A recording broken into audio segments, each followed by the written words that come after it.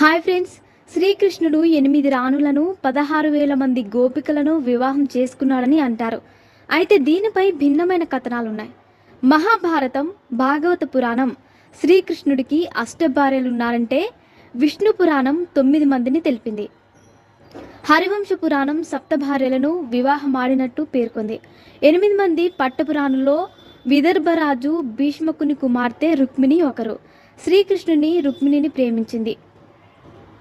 కానీ ఆమె సోదరుడు రుక్మిణికి శ్రీకృష్ణుడంటే ద్వేషం. దీంతో ఆమెను శిశుపాలునికిచ్చి వివాహం చేయాలని నిశ్చయించాడు. రుక్మిణి పంపిన సందేశం పంపడంతో కృష్ణుడు అక్కడకు చేరుకొని ఆమె అభిష్టం మేరకు ఎత్తుకెళ్లి రాక్షస వివాహం చేసుకున్నాడు. సత్యభామ సత్రజిత్తు కుమార్తె. ఈమెను భూదేవి అవతారంగా భావిస్తారు.